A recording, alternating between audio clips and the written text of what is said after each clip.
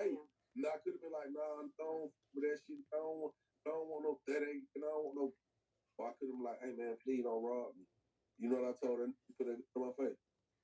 I said, bro, turn away so the police don't see what you're doing. Put them up. He was like, huh? I like, that's my probation officer right there. Because I was at the probation office. I was like, that's my probation officer right there. I like, stand over there. I said, listen, if you shoot me, they won't see who you shot. He was confused. He put his gun away. Wow. But I could have been like, bro, hold up, bro, don't rob me. He could be like, yeah, lay it down. So you got to think about them moments when you like, you have the choice. Because I've been in, it's been moments my wife has said some shit to me. Mm-hmm. And I say, I don't want to argue today. Because I choose to be happy. So going forward, learn the moments to choose to be happy. You know what I'm saying? Because a lot of times we create that. We create our own turmoil and we don't realize it just because emotionally, our emotions are law to us, right? Yeah. If your homegirl is right now, there's your homegirl, but she slapped you, you don't got to think about how you feel. Right.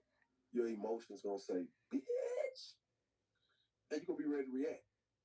So that becomes law to you. You're like, nah, I got to slap you back for trying me. Sometimes we have to step away from what we are considering the law, meaning our emotions, because that law at the moment might not work in that state of mind.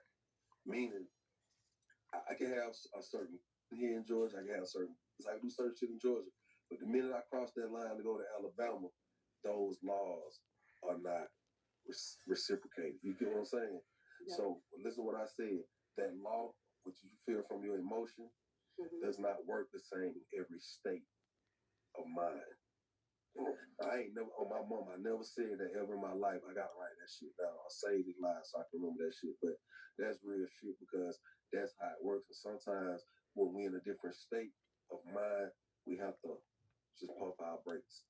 I just want to leave you with that because I always watch your shit, man. You always seem to be straight up and 100. And you know what? And I know what it's like to watch a good woman have to walk away from a situation.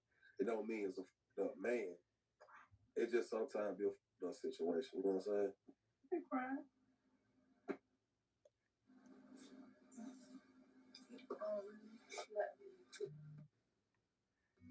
Each morning.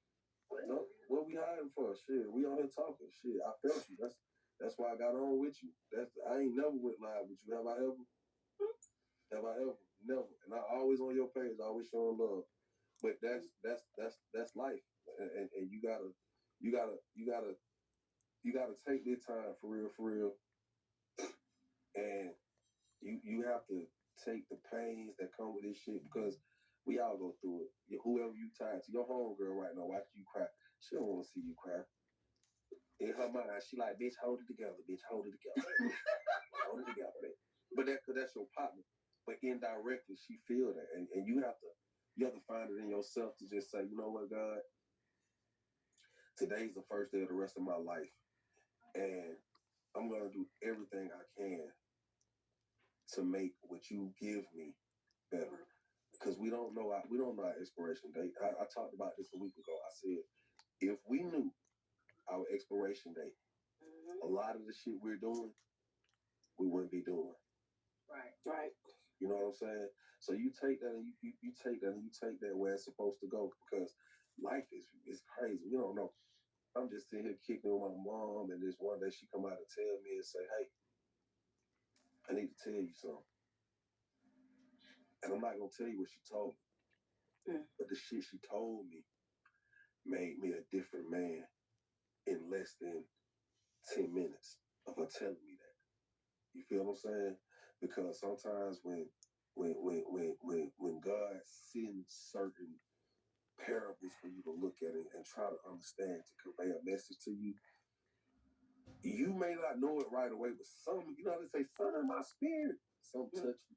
Whatever I just said to you, that shit touched you. It did. Because guess what? You know what?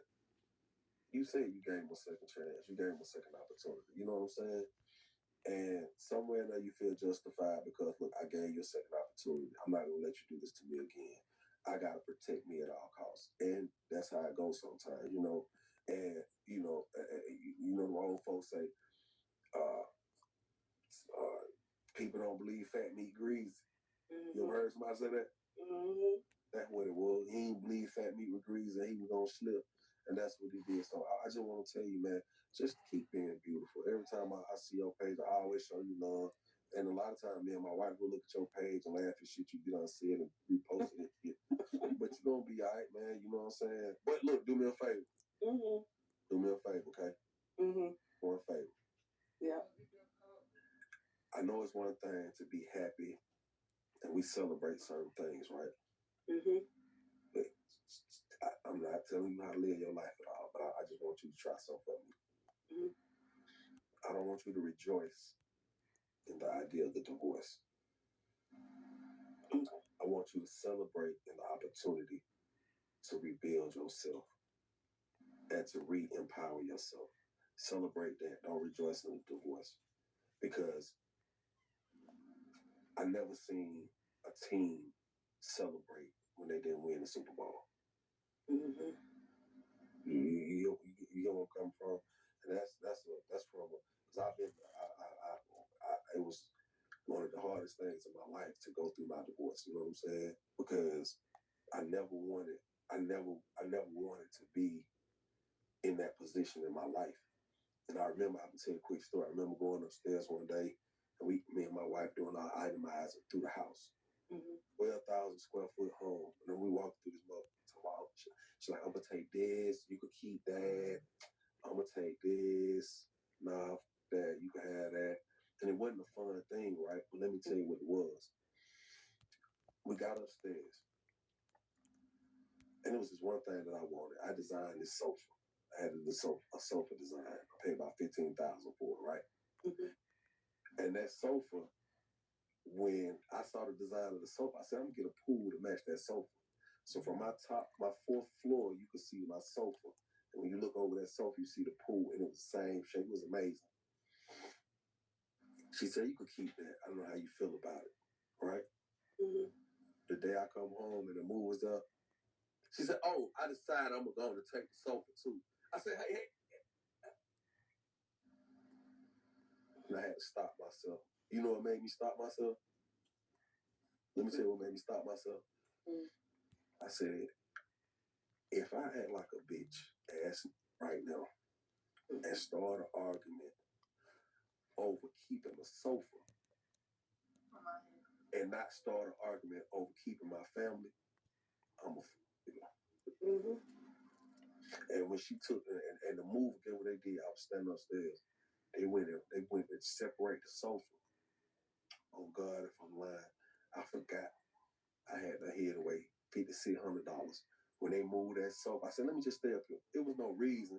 I just want to make sure they didn't tear it up, moving it, because it was a special way that when I found that money, I was like, God told me not to make no fuss about it, because I could have been pissed off. I'd walk downstairs like, hey, I didn't take that shit.